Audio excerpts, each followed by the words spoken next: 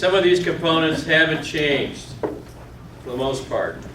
At the basic level, pre-employment, reasonable suspicion, post-accident, return to duty, second chance, and follow-up.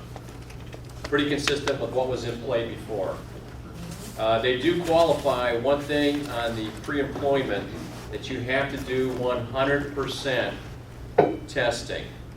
If they're an employee, you've got to bring them in. You've got to bring it at whatever level of the company. And you know, and I've got a story that I tell that some of you may have heard, some of you may have not. A construction company that I worked for, they were hiring in for a VP of construction. Base salary of about $250,000. With incentives, this person was eligible for about maybe $3,500,000 a year in compensation. High profile was, oh yeah, I would like to job myself. They still hired.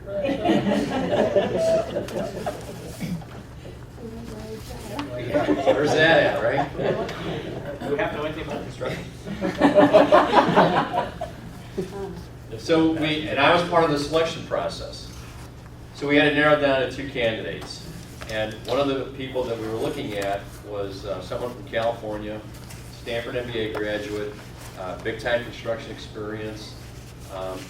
He looked like the guy, sorry ladies, he looked like the guy that was going to be the person for the job. And they extended him an offer. And as a matter of protocol, irregardless of it being that level of the company, they sent him for a drug and alcohol test.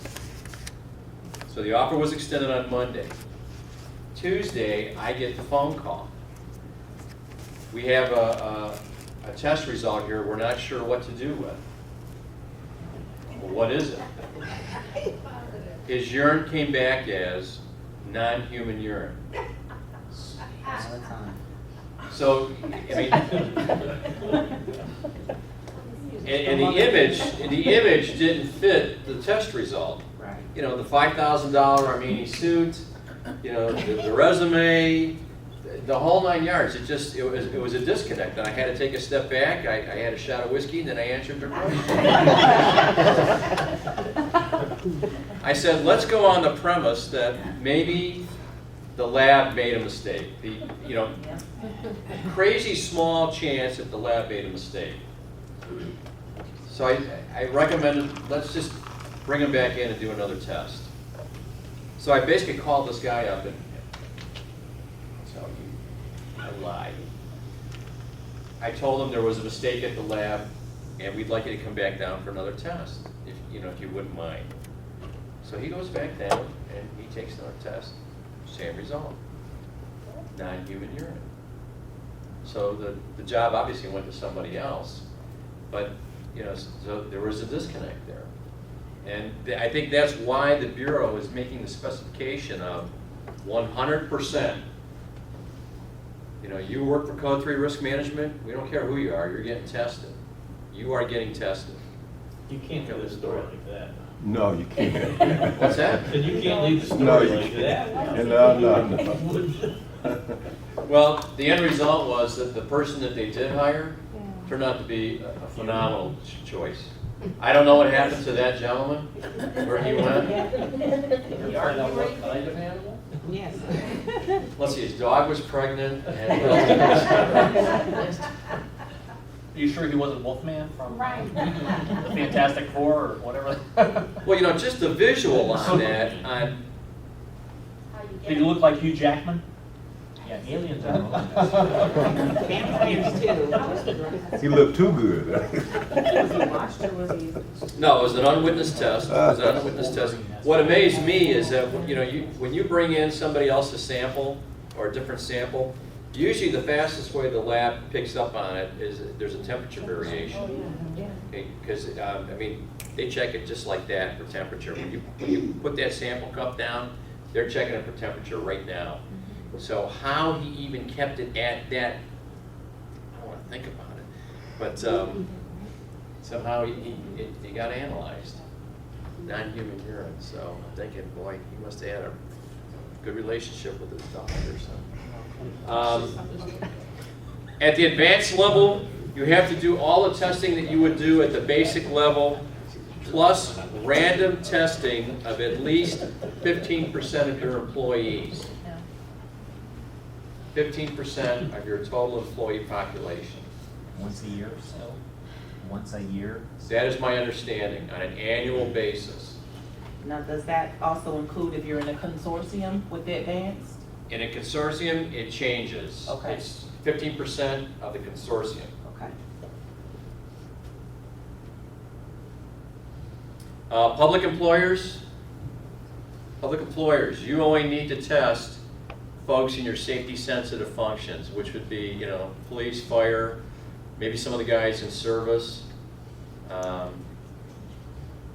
Who makes the coffee for the building department in the morning? That might be a hazardous job.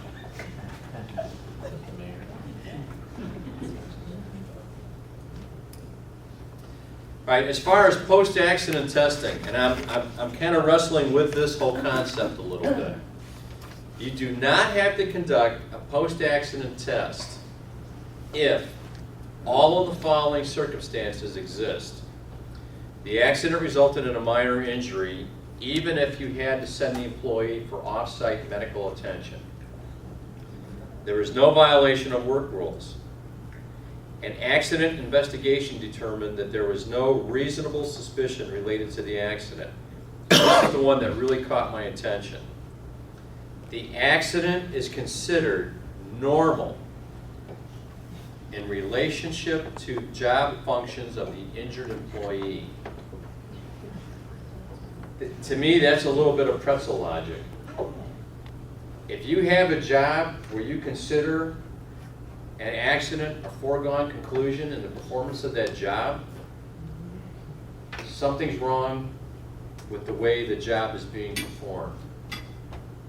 There's some variables that you're not accounting for that allow the accident to take place. I'm not sure if I quite understand that, but that's the criteria as I know it today. Yes, ma'am. Good question. I work at a veterinary hospital. So one of probably our number one thing is getting bit. So with that, Daycares and veterinary hospitals, you're going to get bit. unfortunately, it is a hazard of the job. So would that statement here say that if you were bit, you would not have to go for a post-accident? That's how I would interpret Yeah, that. that's good. You're asking me off the top of my head how I would read that? Yeah, I would have to agree with you. Because that's Yeah. all our accidents, like I say, 95% of our accidents are getting bit. Yeah, I would have to agree with you. Yeah. Even though when I went to accident analysis, they said that every accident is preventable, and even here, but they never worked with a crazy cat, so. Yes, ma'am. Might you not have an issue with discrimination if you only test some employees post-accident and not others? Both people have finger injuries, you send both people to the emergency room for some, different day, different week, but you only test one of them, you test the other one, and he's positive. Yeah, I mean, there's definitely, this has gone subjective. That's very successful. Yeah, this is no longer an objective qualifier for sending for post-accident. I have typically recommended, post-accident near miss goes for a test. Even without a resulting injury, near miss goes for a test if it qualifies. So when you get into this criteria, your interpretation of applicability of this criteria is certainly subjective.